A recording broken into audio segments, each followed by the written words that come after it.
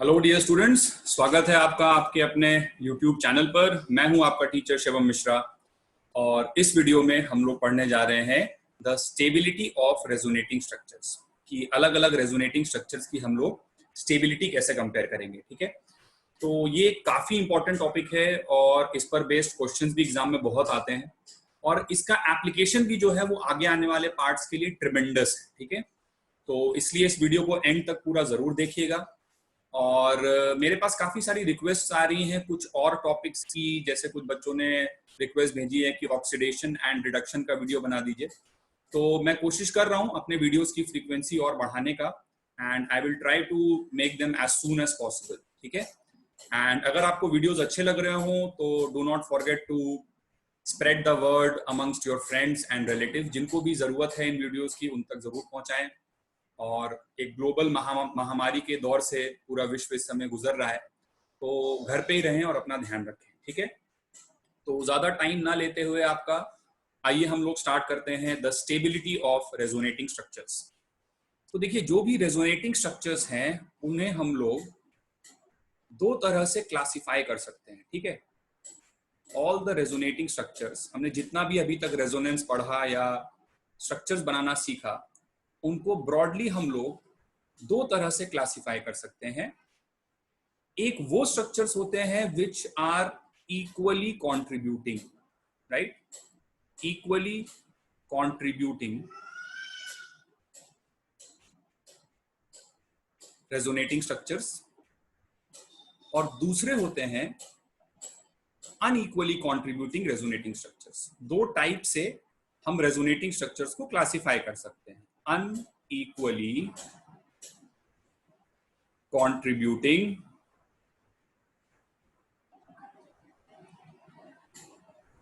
resonating structures RS and equally contributing resonating structures RS, short form में लिख दिया। ठीक है, तो आओ फटाफट समझते हैं पहले जल्दी से कि इक्वली कॉन्ट्रीब्यूटिंग और अनइक्वली कॉन्ट्रीब्यूटिंग से मेरा क्या मतलब है। तो इक्वली कॉन्ट्रीब्यूटिंग रेजोनेटिंग स्ट्रक्चर्स वो होते हैं जो बिल्कुल इक्विवेलेंट होते हैं इन टर्म्स ऑफ एनर्जी, एक जैसे होते हैं। एक जैसे से मेरा ये मतलब नहीं है कि वो आइडेंटिकल हैं, स्ट्रक्चर्स अलग अलग हैं, लेकिन उनकी एनर्जी या उनकी स्टेबिलिटी के लिहाज से अगर देखो तो वो एक जैसे हैं। जैसे for example, so let us discuss about equally contributing, this is O, contributing equally contributing structures first. सबसे पहले इक्वली कॉन्ट्रीब्यूटिंग वालों के बारे में बात करते हैं। जैसे एक बड़ा सिंपल सा एग्जांपल मैं लेता हूं, मान लो मैं एक फॉर्मिक एसिड का अनायन लूं, फॉर्मेट अनायन। तो फॉर्मेट अनायन का स्ट्रक्चर होता है HC double bond O, single bond O minus. Lone pairs में नहीं बना रहा हूं, आप खुद से सोच सकते हो। ठीक है, दिस इज फॉर्मेट अनायन। और यहां पर हम लोग रेजोनेंस करा के एक और दूसरा स्ट्रक्चर भी बना सकते हैं। ठीक है, दूसरा स्ट्रक्चर कैसे बनेगा? पाई सिग्मा लोन पेयर, पाई सिग्मा लोन पेयर वाला रेजोनेंस है, तो ये पाई कन्वर्ट होगा लोन पेयर में और ऑक्सीजन का लोन पेयर कन्वर्ट हो जाएगा पाई। ठीक है, तो एक दूसरा रेजोनेटिंग स्ट्रक्चर इसका बनाते हैं, यहां पर आ गया O माइनस और यहां पर आया डबल बॉन्ड। तो ये दो अलग अलग स्ट्रक्चर्स हैं, ये स्ट्रक्चर्स डिफरेंट हैं बट ये स्ट्रक्चर्स इक्विवेलेंट हैं। इक्विवेलेंट वर्ड से मेरा मतलब है कि they are same in terms of energy. ठीक है, स्ट्रक्चर तो अलग अलग है लेकिन इनकी एनर्जी सेम है, क्योंकि अगर तुम इन्हें देखो तो बिल्कुल एक जैसे हैं। भाई यहां पर कार्बन ऑक्सीजन के बीच में डबल बॉन्ड है और एक ऑक्सीजन पर नेगेटिव चार्ज है, यहां पर भी कार्बन और ऑक्सीजन के बीच में डबल बॉन्ड है और एक ऑक्सीजन पर नेगेटिव चार्ज है। तो ये बिल्कुल इक्विवेलेंट स्ट्रक्चर्स, एक जैसे स्ट्रक्चर्स हैं। और जब भी ऐसी सिचुएशन होती है, हर स्ट्रक्चर हाइब्रिड में इक्वली कंट्रीब्यूट करता है। मतलब जैसे अगर दो रेजोनेटिंग स्ट्रक्चर हैं तो जो हाइब्रिड बनेगा उस हाइब्रिड में 50% कंट्रीब्यूशन इस स्ट्रक्चर का होगा और 50% कंट्रीब्यूशन इस स्ट्रक्चर का होगा। They are not identical, they are equivalent. ठीक है, आइडेंटिकल मतलब सेम स्ट्रक्चर, जैसे यही स्ट्रक्चर दोबारा बना दो तो वो आइडेंटिकल माना जाएगा। ये स्ट्रक्चर अलग अलग कहलाएंगे लेकिन इक्विवेलेंट है इन terms of energy, in terms of stability. ठीक है, तो यहां पर हम लोग स्टेबिलिटी कंपेयर करने की कोई बात ही नहीं करेंगे। भाई इस स्ट्रक्चर और इस स्ट्रक्चर की स्टेबिलिटी दोनों की बराबर है, तो इस टाइप का कोई क्वेश्चन उत्पन्न ही नहीं होता है कि किसकी स्टेबिलिटी ज्यादा है और किसकी स्टेबिलिटी कम है। और ऐसे केस में हाइब्रिड में दोनों का कंट्रीब्यूशन बराबर बराबर रहेगा, इसीलिए हमने इनको इक्वली कंट्रीब्यूटिंग बोला है। एक एग्जांपल मैं आपको और दे सकता हूं वेरी क्विकली। जैसे ये एक बड़ा जाना पहचाना मशहूर मॉलिक्यूल है बेंजीन, ठीक है, और बेंजीन का एक रेजोनेटिंग स्ट्रक्चर हम लोग और बना सकते हैं जिसमें हम लोग पाई बॉन्ड्स का मूवमेंट करा दें, तो दूसरा रेजोनेटिंग स्ट्रक्चर बेंजीन का ये हो जाएगा, ठीक है। अब रियलिटी में ये एग्जांपल नंबर 1 है, ये एग्जांपल नंबर 2 है। रियलिटी में बेंजीन ना तो ये है ना तो ये है, रियलिटी में तो बेंजीन हाइब्रिड फॉर्म में एग्जिस्ट करता है, ठीक है, लेकिन ये दोनों स्ट्रक्चर्स बिल्कुल एक जैसे हैं, इक्विवेलेंट हैं, ठीक है। यहाँ पर भी 3 पाई बॉन्ड्स है कार्बन कार्बन के बीच में, यहाँ पर भी कार्बन कार्बन के बीच में 3 पाई बॉन्ड्स हैं, तो ये दोनों स्ट्रक्चर्स हाइब्रिड में इक्वली कंट्रीब्यूट करेंगे, दैट इज ये भी 50% रहेगा, ये भी 50% रहेगा, ठीक है। They will have equal contribution in the hybrid. एक और एग्जांपल यहीं पर स्टेट किया जा सकता है कार्बोनेट अनायन का। कार्बोनेट अनायन का रेजोनेटिंग स्ट्रक्चर मैंने पहले भी डिस्कस किया हुआ है, C double bond O, single bond O minus, single bond O minus, ये एक स्ट्रक्चर हो गया।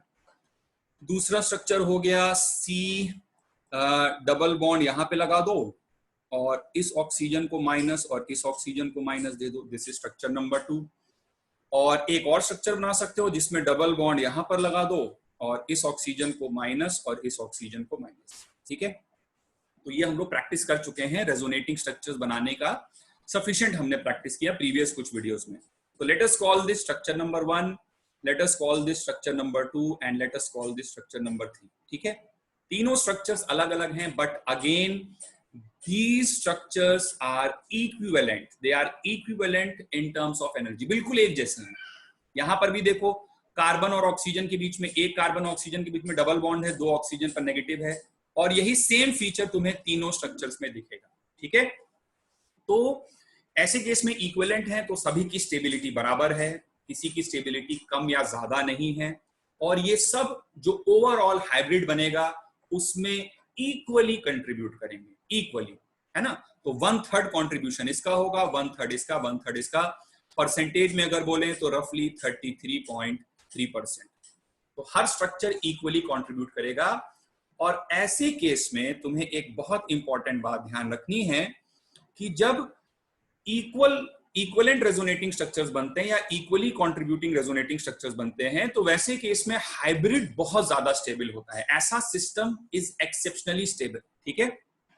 जैसे इसी बात को मैं नोट कर देता हूं यहां पर, इस बात को नोट डाउन करिए, this is very important. The situation of equivalent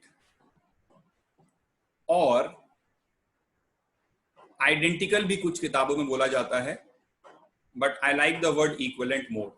The situation of equivalent or identical resonating structures leads to a very large amount, this is T, amount of stabilization for the hybrid। ऐसे case में जो system है, जो actual hybrid है, वो बहुत ही ज्यादा stable होगा फॉर द रेजोनेंस हाइब्रिड, ठीक है। और यहां पर हम लोग कभी भी कौन कम स्टेबल है, कौन ज्यादा स्टेबल है, ये सब डिस्कशन करेंगे ही नहीं, क्योंकि सबकी स्टेबिलिटी बराबर होती है और सब हाइब्रिड में इक्वली कंट्रीब्यूट करते हैं, ठीक है। आइए नेक्स्ट हम लोग डिस्कस करते हैं नॉन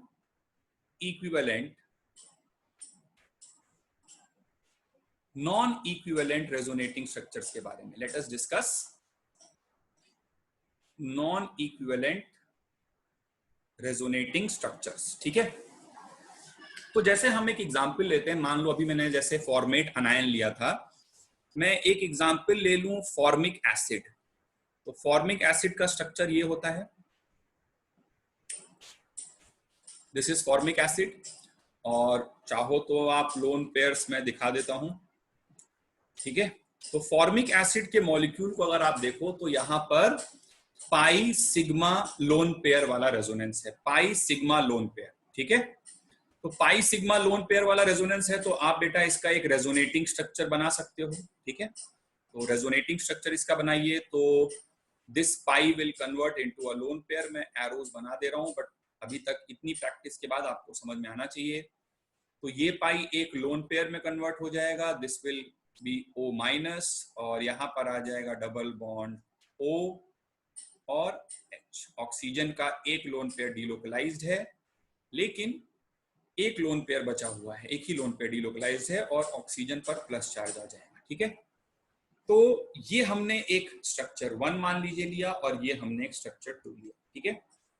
तो अब देखिए ये दोनों स्ट्रक्चर्स एक जैसे नहीं है भाई, बहुत सारे डिफरेंसेस हैं। देखो यहाँ पर पहले तो इस पूरे स्ट्रक्चर में कहीं पर भी कोई चार्ज नहीं है। इस स्ट्रक्चर में ऑक्सीजन पर प्लस चार्ज है, इस वाले ऑक्सीजन पर नेगेटिव चार्ज है। जो ऑक्सीजन H से जुड़ा है वहां पे सिंगल बॉन्ड है, यहाँ पे डबल बॉन्ड है। तो these two structures are not equivalent, they are unequally contributing resonating structures. ये सेम एक जैसे नहीं है, इनकी एनर्जीज एक जैसी नहीं है। तो अब जब ऐसी सिचुएशन होगी तो इन दोनों में से, इन अलग अलग टाइप की एनर्जी वाले रेजोनेटिंग स्ट्रक्चर्स में से जो स्ट्रक्चर ज्यादा स्टेबल है उसका कंट्रीब्यूशन इन द हाइब्रिड ज्यादा होगा। यहां पे दोनों का कंट्रीब्यूशन इक्वल नहीं होगा। दोनों, ऐसा आप नहीं बोल सकते कि हाइब्रिड में दिस विल बी 50% और दिस विल बी 50%, ऐसा बोलना गलत है। The structure or the resonating structure which is more stable by itself will have a greater contribution in the hybrid, ठीक है। अब कैसे पता चले कि इन दोनों में स्ट्रक्चर कौन सा ज्यादा स्टेबल है? तो इसी के लिए हमको stability of resonating structures discuss करना है, ठीक है। बट ये पॉइंट आप अपनी कॉपीज में नोट डाउन करें। The more stable RS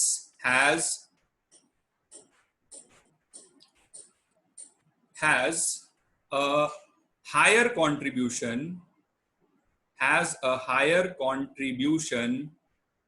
the more stable RS has a higher contribution in RH। RH मतलब रेजोनेंस हाइब्रिड, ठीक है।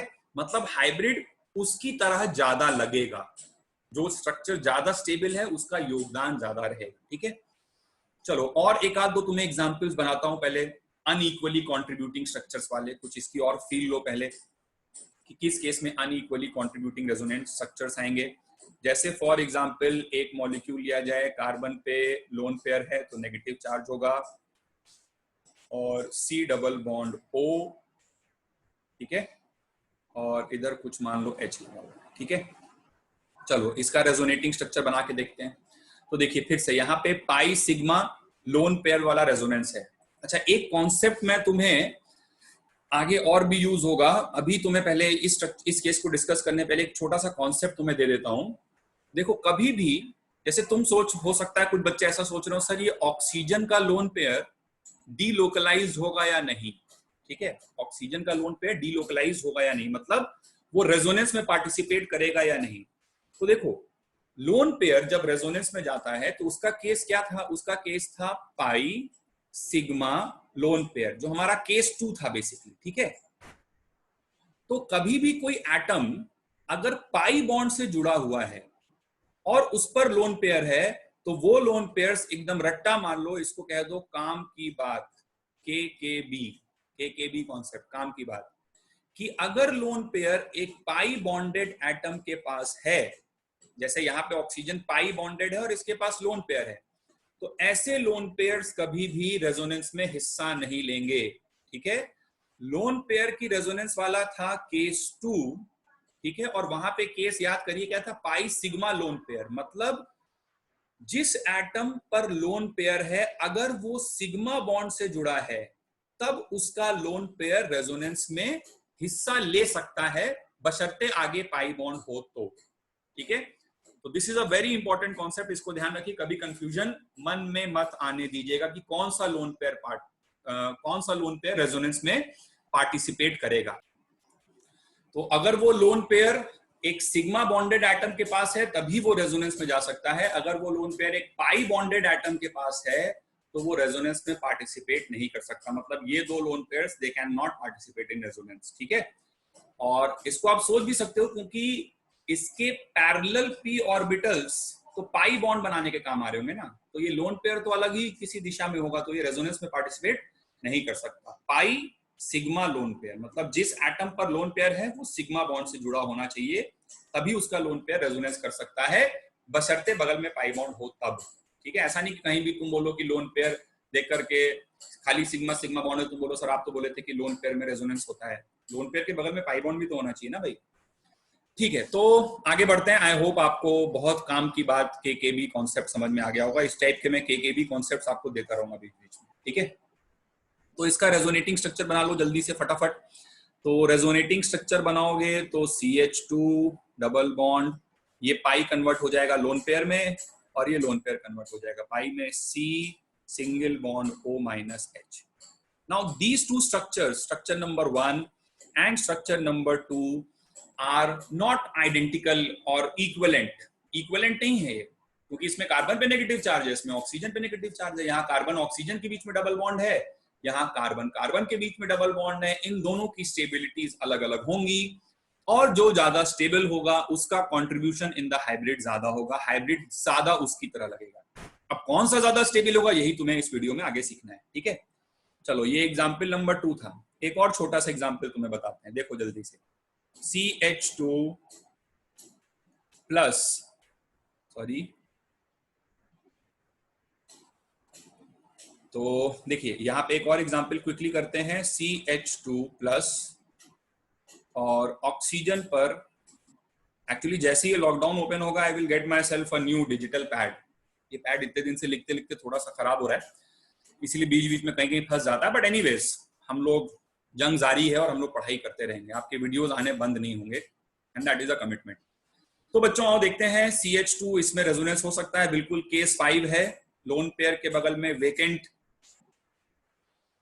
P है, तो इसमें रेजोनेटिंग स्ट्रक्चर बना सकते हैं। लोन पेयर को कन्वर्ट कर दीजिए पाई में, तो देखिए आपका रेजोनेटिंग स्ट्रक्चर बना CH2 double bond OH, oxygen पर एक लोन पेयर और plus charge. Again structure number 1 and structure number 2 are not equally contributing. ये एक जैसे स्ट्रक्चर्स नहीं है, इनकी एनर्जीज अलग अलग हैं। तो आई होप अभी तक आपको ये तो डेफिनेटली आइडिया लग ही गया होगा कि इक्वली कॉन्ट्रीब्यूटिंग और अनइक्वली कॉन्ट्रीब्यूटिंग से मेरा मतलब क्या है, और स्टेबिलिटी डिस्कस करने की जरूरत हमें सिर्फ अनइक्वली कॉन्ट्रीब्यूटिंग रेजोनेंस स्ट्रक्चर्स के केस में पड़ेगी। और वो स्टेबिलिटी कैसे डिसाइड की जाती है, आइए इसी को हमें सीखना है। ठीक है, so let us discuss the rules for stability, and I am going to start with the first and the most important rule. ये जो मैं आपको रूल्स पढ़ाने जा रहा हूं, they are in the order of priority, मतलब आपको इसी ऑर्डर में इंपॉर्टेंस इन्हें देनी है। ठीक है, तो पहला रूल ये है कि स्ट्रक्चर या resonating structure having complete octet. देखो केमिस्ट्री में ऑक्टेट एक बहुत प्यारी चीज है ना, जितने भी ये एलिमेंट्स होते हैं इनको बड़े इमोशनल होते हैं, इनको ऑक्टेट से बहुत लगाव होता है। तो जिस स्ट्रक्चर में कंप्लीट ऑक्टेट हो मैक्सिमम नंबर ऑफ एटम्स के लिए या सारे एटम्स के लिए, RS having complete octet for maximum number of atoms, for maximum number of atoms is more stable। ठीक है, बहुत लॉजिकल सी बात है भाई, पूरी केमिस्ट्री ही ऑक्टेट रूल पर बेस्ड है ना। और ये एलिमेंट्स जो होते हैं खासकर सेकेंड पीरियड वाले, इनको ऑक्टेट से बड़ा प्यार होता है, सारी थ्योरीज वहीं से ओरिजिनेट हुई। तो एक ऐसा रेजोनेटिंग स्ट्रक्चर जिसमें ऑक्टेट कंप्लीट हो, having complete octet for maximum number of atoms is more stable, उसकी स्टेबिलिटी ज्यादा होगी। ठीक है, जैसे फॉर एग्जांपल, अच्छा एक रेजोनेटिंग स्ट्रक्चर की स्टेबिलिटी जब मैं पढ़ाता हूं तो मुझे एक बड़ा फनी इंसिडेंट जो है याद आता है अपने स्टूडेंट डेज का, और मौका है अभी आगे बढ़ने के पहले एक बार जल्दी से आपके साथ शेयर कर लेता हूं। तो मैं खुद जब एज अ स्टूडेंट जब मैं ये सब चीजें पढ़ता था, तो क्या हमको बहुत अच्छे से हमारे टीचर ने सब पढ़ाया नहीं था, जैसे सब केस बेस रूल्स वगैरह ले करके। तो मैंने क्या है एक फिलॉसफी अपनी निकाली, and trust me it works. आपको हो सकता है सुनने में फनी लगेगा, बट मैंने एक फिलॉसफी निकाली थी कि जब भी स्टेबिलिटी ऑफ रेजोनेटिंग स्ट्रक्चर्स का क्वेश्चन आता था, तो मैंने अपने आप को इस तरह समझाया कि जो स्ट्रक्चर देखने में अच्छा लगे वही ज्यादा स्टेबल है। तो आपको सुनने में थोड़ा ये फनी लग रहा होगा, बट ये बहुत सारी सिचुएशंस में वर्क करता है। बट स्टिल हम लोग एक बार रूल से भी चलेंगे। बट हाँ, ये बात एक इंट्यूशन में बैक ऑफ द माइंड रखना, कभी मान लो तुम फंस गए पर कहीं नहीं समझ में आ रहा है, रेयरली ऐसा होगा क्योंकि मैं बहुत एग्जॉस्टिवली पढ़ाने जा रहा हूँ, बहुत सारे केसेस डिस्कस करेंगे। बट फिर भी मान लो 1000 में से कोई एक सवाल ऐसा आ गया जहां तुम नहीं सोच पा रहे हो, तो जो देखने में अच्छा लगता है, जो देखने में सुंदर लगता है, वो बेटा स्टेबल भी ज्यादा होता है। ठीक है, तो मैं तो क्वेश्चन इस तरह से कर दिया करता था, बट आप लोगों को ऐसे करने की जरूरत नहीं है क्योंकि हम लोग बहुत डिटेल में पढ़ने जा रहे हैं। तो आइए फिर से रूल नंबर 1 पे आते हैं। Resonating structure having complete octet for maximum number of atoms is more stable. तो जैसे एक रेजोनेटिंग स्ट्रक्चर मान लीजिए ये बनाया जाए, ठीक है, और यहाँ पर आप देख सकते हैं केस 5 ऑफ रेजोनेंस है, वेकेंट पी और लोन पेयर। ठीक है, तो रेजोनेटिंग स्ट्रक्चर इसका बना दिया जाए CH2 डबल बॉन्ड OH।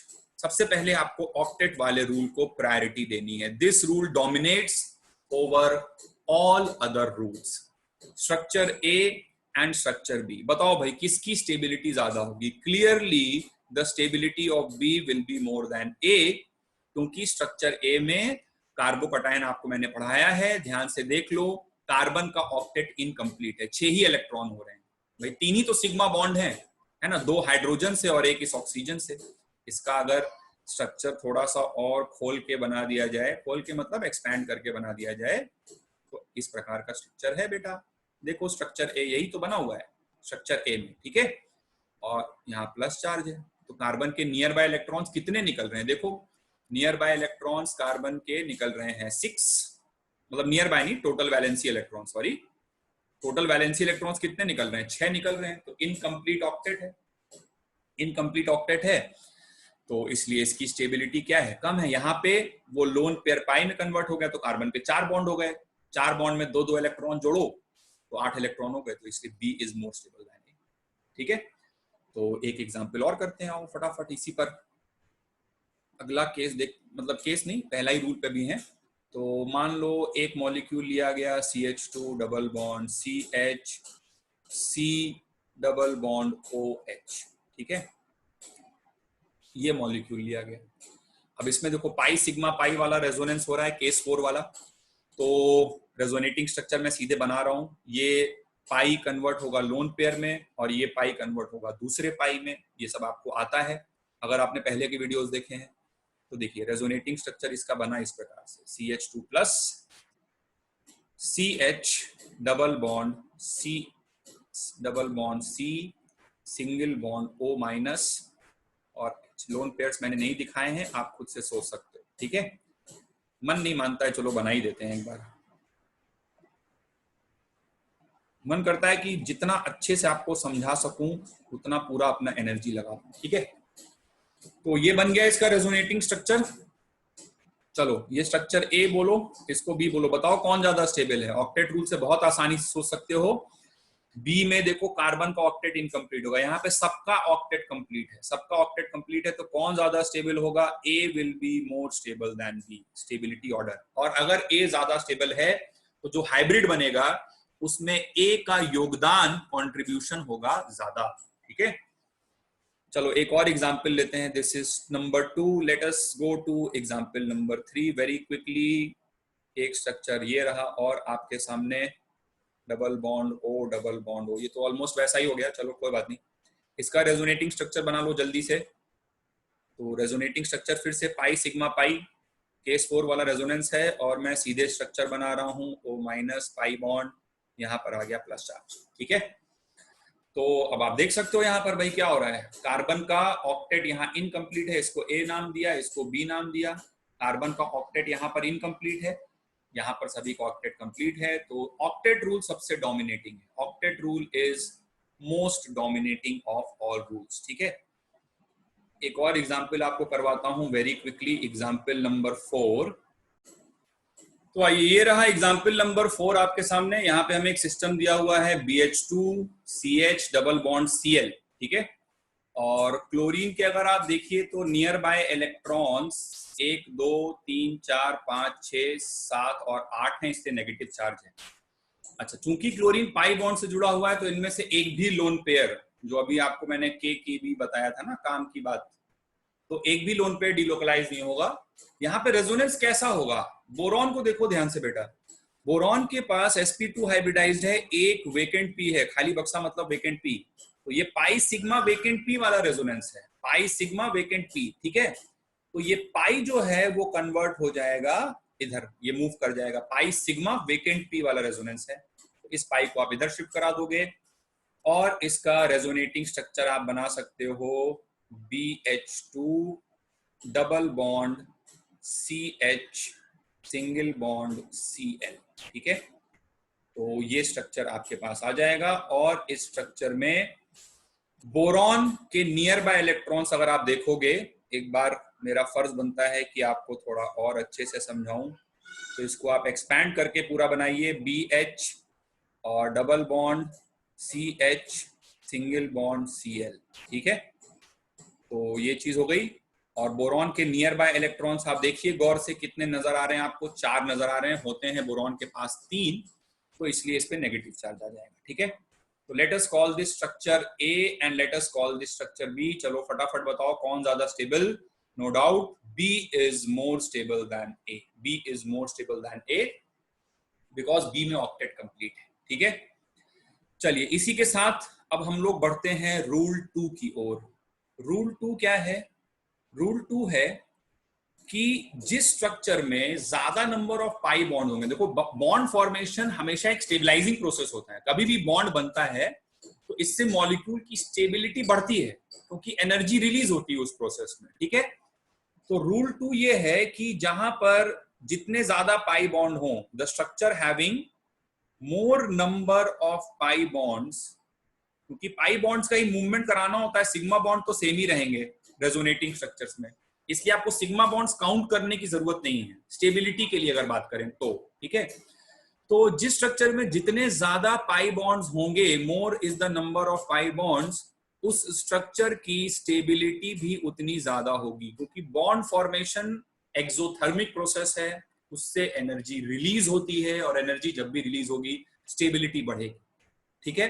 तो दो स्ट्रक्चर्स की स्टेबिलिटी कंपेयर करने के लिए आप उनमें पाई बॉन्ड्स की काउंटिंग भी कर सकते हो। सिग्मा बॉन्ड्स तो सेम ही होंगे बेटा रेजोनेटिंग स्ट्रक्चर में, क्योंकि सिग्मा बॉन्ड्स का मूवमेंट तो हो नहीं रहा है, मूवमेंट किसका हो रहा है? पाई बॉन्ड्स का मूवमेंट हो रहा है या लोन पेयर का हो रहा है, ठीक है।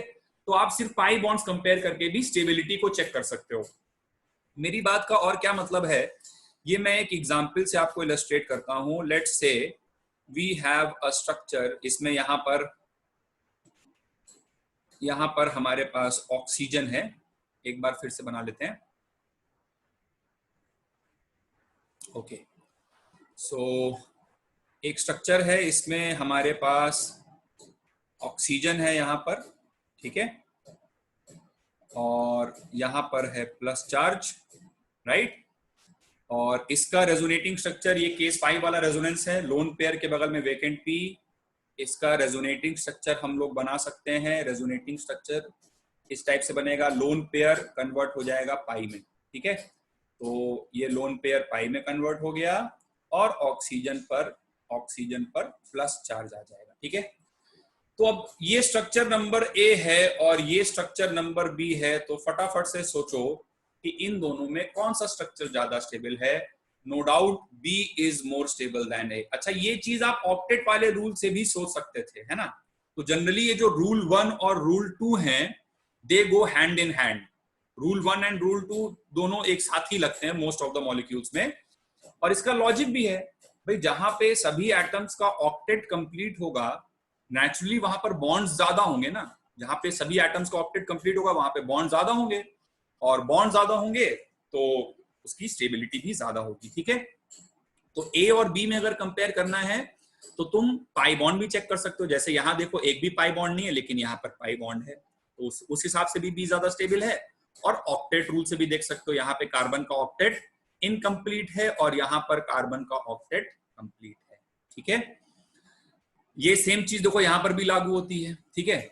यहाँ पर तो खैर हमें खाली ऑक्टेट रूल से सोचना पड़ेगा, क्योंकि पाई बॉन्ड तो दोनों जगह पर सेम ही है, ठीक है। लेकिन ऑक्टेट रूल देखिए तो बोरॉन का ऑक्टेट इनकम्प्लीट है और यहाँ पर ऑक्टेट कंप्लीट है। एक और एग्जाम्पल अगर हम लोग लें मोर नंबर ऑफ पाई बॉन्ड वाला, तो लेट अस से जैसे मान लीजिए ले लिया जाए CH2 double bond CH single bond C triple bond N, ठीक है। तो ये स्ट्रक्चर हमने लिया।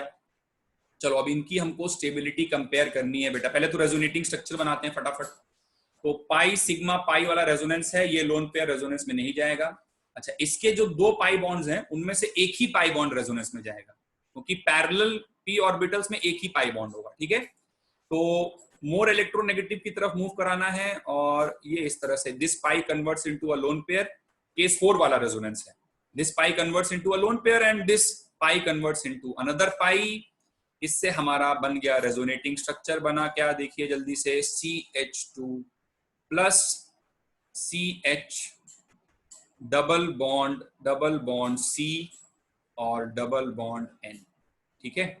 तो ये रेजोनेटिंग स्ट्रक्चर हमारा बना। नाइट्रोजन के पास एक लोन पेयर पहले से था, एक लोन पेयर और आ जाएगा, और इस कारण नेगेटिव चार्ज आ जाएगा, ठीक है। चलो आओ इनकी स्टेबिलिटी कंपेयर करते हैं। पहले तो इन्हें नाम दे देते हैं A और B। तो अगेन रूल 1 एंड रूल 2 दोनों साथ साथ ही जाते हैं। देखो इसमें कितने हैं, 2 पाई, और यहाँ पर 2 पाई बॉन्ड है और एक 3 पाई बॉन्ड है, और यहाँ पर this molecule has 3 pi bonds and this molecule has 2 pi bonds. So clearly A is more stable then B, A is more stable then B, ठीक है। ऑक्टेट रूल से भी देख सकते थे, यहाँ पे ऑक्टेट इनकम्प्लीट है, यहाँ पे ऑक्टेट कंप्लीट है, ठीक है। तो रूल 1 एंड रूल 2 साथ साथ ही चलते हैं। चलो एक एग्जांपल और करवाते हैं आपको। CH2 कार्बन पे लोन पेयर माइनस और बगल में है क्लोरीन, ठीक है। तो ये d ऑर्बिटल रेजोनेंस वाला सिचुएशन आया। इसका रेजोनेटिंग स्ट्रक्चर सोचो, जल्दी से सोचो क्या बनेगा। ये लोन पेयर पाई में कन्वर्ट हो जाएगा, है ना, केस 6 वाला रेजोनेंस, d ऑर्बिटल रेजोनेंस, ठीक है। तो इससे आप रेजोनेटिंग स्ट्रक्चर बेटा क्या बना लोगे, रेजोनेटिंग स्ट्रक्चर बनाओगे CH2 डबल बॉन्ड Cl, ठीक है। और क्लोरीन के लोन पेयर्स सब ऐसे ही रहेंगे। ये लोन पेयर पाई में कन्वर्ट मत करा देना, क्योंकि ऐसा करोगे तो कार्बन का ऑक्टेट एक्सपैंड हो जाएगा, जो कि पाप है। सेकेंड पीरियड के एलिमेंट में 5 बॉन्ड नहीं बनाना होता है। अच्छा, क्लोरीन के नियर बाय इलेक्ट्रॉन्स देखिए, 2 2 4 2 6 1 7 और 1 8 हो गए, तो नेगेटिव चार्ज आ जाएगा। तो अब ये है रेजोनेटिंग स्ट्रक्चर A और ये है रेजोनेटिंग स्ट्रक्चर B। कौन ज्यादा स्टेबल है, B is more stable than A, B is more stable than A। Why? Because B में पाई बॉन्ड ज्यादा है, इसमें 0 पाई बॉन्ड और इसमें 1 पाई बॉन्ड। 1 पाई बॉन्ड दिख रहा है ना आपको अपनी आंखों से, ये देखिए दिखाई दे रहा है सबको। तो किसकी स्टेबिलिटी ज्यादा होगी, B की स्टेबिलिटी ज्यादा होगी, ठीक है। तो चलो बच्चों रूल 2 समझ में आ गया फटाफट से। आओ रूल 3 डिस्कस करते हैं जल्दी से। रूल 3 है कि अगर 1 और 2 रूल ना लगे, और वो रूल तो जो मैंने पहले बताया था वो रूल तो याद रखना ही है। कौन सा, जो देखने में सुंदर लग रहा है वो ज्यादा स्टेबल है, ठीक है, उसको भूल मत जाना। तो रूल 3 जो है, जोक सपाट, तो रूल 3 क्या है, रूल 3 है जब रूल 1 2 नहीं लगे, मतलब ऑक्टेट वाले से बात नहीं हो पाए, मोर नंबर ऑफ पाई बॉन्ड से नहीं बात हो पाए, वो दोनों सेम हो, तो एक जनरल सी बात है कि भाई अनचार्ज स्ट्रक्चर, एक ऐसा रेजोनेटिंग स्ट्रक्चर जिसमें कोई चार्ज वगैरह नहीं है, तो वो ज्यादा स्टेबल होगा as compare to a charge structure जिसपे चार्जेस वगैरह कभी भी आ रहे हैं, तो इससे स्टेबिलिटी मॉलिक्यूल की डिस्टर्ब हो रही है, ठीक है। जैसे मान लीजिए फॉर एग्जांपल लेट से पहले लिख देते हैं, तो नॉन आयनिक मतलब कोई उस पे चार्ज नहीं है, ठीक है। Non ionic RS is more stable than ionic RS। इसको नोट कर लो कॉपी में पूरा पूरा। नॉन आयनिक मतलब नो चार्ज, ठीक है, नो चार्ज। रूल 1 और 2 फेल हो जाने के बाद यहां पे आना है, प्रायोरिटी है भाई हर चीज की, ठीक है। ऐसी सीधे नहीं कूद पड़ना है। सबसे पहले तो ऑक्टेट और ज्यादा बॉन्ड देखो, उससे बात नहीं बने तब नॉन आयनिक और आयनिक पे आओ। तो नॉन आयनिक रेजोनेटिंग स्ट्रक्चर मतलब नो चार्ज, आयनिक रेजोनेटिंग स्ट्रक्चर मतलब चार्ज है और इसमें चार्ज नहीं है, ठीक है। तो इसकी स्टेबिलिटी ज्यादा होगी भाई, कोई चार्ज वार्ज नहीं है तो खुशी की बात है ना, चार्जेस बनने से जो है स्टेबिलिटी कम हो जाती है। तो जैसे मान लो एग्जांपल लेते हैं, बनाते हैं फॉर्मिक एसिड का मॉलिक्यूल, ठीक है। तो फॉर्मिक एसिड का मॉलिक्यूल बनाइए, ये होता है फॉर्मिक एसिड, ठीक है। तो देखो भाई ये लोन पेयर तो रेजोनेंस में पार्ट लेगा नहीं क्योंकि ये पाई से जुड़ा हुआ है, ये वाला लोन पेयर लेगा, पाई सिग्मा लोन पेयर। चलो बच्चों इसका रेजोनेटिंग स्ट्रक्चर बनाया जाए।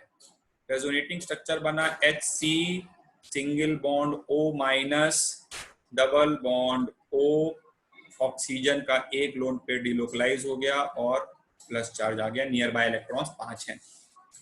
चलो इसको नाम दिया मैंने स्ट्रक्चर नंबर A, इसको मैंने नाम दिया स्ट्रक्चर नंबर B। चलो बताओ कौन ज्यादा स्टेबल होगा। देखो ऑक्टेट सबका कंप्लीट है, इसमें भी एक पाई बॉन्ड है, इसमें भी एक पाई बॉन्ड है, तो देखो दोनों स्ट्रक्चर्स में ऑक्टेट कंप्लीट है सभी एटम्स का, ठीक है। आप ऐसा कोई एटम नहीं खोज सकते जो इनकम्प्लीट ऑक्टेट वाला हो, ध्यान से देख लो सबका ऑक्टेट कंप्लीट है। और पाई बॉन्ड भी एक एक है, तो रूल नंबर 1, 2 से बात नहीं बन रही है ना। पाई बॉन्ड भी सेम है, एक ही पाई बॉन्ड है दोनों में, और ऑक्टेट भी सबका कंप्लीट है। तो अब कैसे स्टेबिलिटी कंपेयर हो, तो अब स्टेबिलिटी ऐसे कंपेयर हो कि इस पे कहीं कोई चार्ज नहीं है और इस पे चार्ज आ रहे हैं। This is the charged RS charge resonating structure, so stability order shall be A is more than B। बच्चों A की स्टेबिलिटी B से ज्यादा होगी। और देखने में कौन अच्छा लग रहा है, सुंदर कौन लग रहा है, ये कहाँ सुंदर लग रहा है, देखो प्लस माइनस, ये सुंदर नहीं है, दिस इज सुंदर, this is more stable. Okay आगे बढ़ते हैं, एक और एग्जांपल कराते हैं आपको। आइए, एक बड़ा मशहूर मॉलिक्यूल होता है बेंजीन रिंग पे, लगा दीजिए एग्जांपल नंबर 2 हो गया। ये एग्जाम्पल नंबर 2 है बेंजीन रिंग पे आप लगा दो OH, लगा दो OH, ठीक है। उसको और थोड़ा ऐसे बना लेते हैं OH, इसको बोलते हैं क्या, फिनॉल, ठीक है। तो चलो इसका एक एक रेजोनेटिंग स्ट्रक्चर में बना रहा हूँ, वैसे तो 5 बनेंगे बट एक बना रहा हूँ, आगे चल के और बनाऊंगा। पाई सिग्मा लोन पेयर वाला रेजोनेंस है, तो एक रेजोनेटिंग स्ट्रक्चर इसका बनाते हैं। Pi converts into a lone pair and a lone pair converts into pi. तो कार्बन पे नेगेटिव चार्ज आ जाएगा, लोन पेयर रहेगा यहाँ पे, ये पाई कार्बन का लोन पेयर में चला गया। डबल बॉन्ड O, ऑक्सीजन पे एक लोन पेयर है और प्लस चार्ज, ठीक है। चलो स्ट्रक्चर A स्ट्रक्चर B, चलो बताओ क्या होगा। तो रूल 1 रूल 2 पहले देख लो। देखो सभी का ऑक्टेट कंप्लीट है, ऑक्टेट सबका कंप्लीट है, और पाई बॉन्ड भी यहाँ पे 1 2 3 पाई बॉन्ड है, यहाँ भी 1 2 3 पाई बॉन्ड है, ठीक है। तो ये इस पे कोई चार्ज नहीं है A वाले पे, तो स्टेबिलिटी का ऑर्डर हम क्या बोलना चाहेंगे, स्टेबिलिटी का ऑर्डर हम बोलेंगे कि A वाले भाई साहब B वाले भाई साहब से ज्यादा स्टेबल है, ठीक है। A is more stable then B, क्योंकि A is non ionic uncharged and this is charged. In fact आगे चल के तुम्हें एक चीज और सिखाएंगे कि A बहुत ही ज्यादा स्टेबल इस केस में हो जाएगा क्योंकि ये जो रिंग है ये एरोमेटिक है। अब एरोमेटिक क्या होता है अभी फॉर द टाइमिंग इसके बारे में तुम्हें नहीं समझा सकता, 2-3 लेक्चर के बाद एप्लीकेशंस ऑफ रेजोनेंस में आएगा। तो A बहुत ही ज्यादा स्टेबल होगा क्योंकि एक और फैक्टर है एरोमेटिक वाला, बट फिलहाल अभी हम उसे इग्नोर कर रहे हैं, केवल चार्ज और अनचार्ज के बेसिस पे डिस्कस कर रहे हैं, ठीक है। चलो एक और एग्जांपल करते हैं जल्दी से, CH2 double bond CH single bond NH2, ठीक है। आओ बच्चों इसका रेजोनेटिंग स्ट्रक्चर बनाते हैं। रेजोनेटिंग स्ट्रक्चर सब लोग बना लेंगे। पाई सिग्मा लोन पेयर वाला रेजोनेंस है, ये पाई कन्वर्ट हो गया कचाक से इधर लोन पेयर में, ठीक है। और ये लोन पेयर कचाक से कन्वर्ट हो गया कि इसमें पाई में, डबल बॉन्ड NH2 प्लस। चलो ऑक्टेट सबका कंप्लीट है, एक पाई बॉन्ड इसमें भी है, एक पाई बॉन्ड इसमें भी है। रूल नंबर 1 और 2 से डिसाइड नहीं हो पाएगा, तो रूल नंबर 3 क्या है, non ionic is more stable than ionic, ठीक है। अब देखने में सुंदर भी ज्यादा ही है। ऑलराइट, सो इस वीडियो में हम लोगों ने rule number 1, 2 and 3 of stability of resonating structures discuss किए। आई होप आपको समझ में आया होगा और आपको मजा भी आ रहा होगा। नेक्स्ट वीडियो में इसके आगे के रूल्स मैं आपको बताऊंगा और हम लोग और एग्जाम्पल्स और क्वेश्चंस प्रैक्टिस करेंगे। Till then keep watching my videos and channel को लाइक और सब्सक्राइब जरूर करें और बेल आइकन भी जरूर प्रेस करें। कोई चीज अच्छी लगे तो उसके बारे में कमेंट भी जरूर करें, अपने दोस्तों में बताएं, और मैं वीडियोस और फ्रीक्वेंसी कोशिश करता हूं कि और ज्यादा पर डे का प्रोडक्शन रेट जो है बढ़ाया जाए, ठीक है। सो all of you have a great time till then. Stay home, stay safe, and have a nice day everybody. Thank you very much.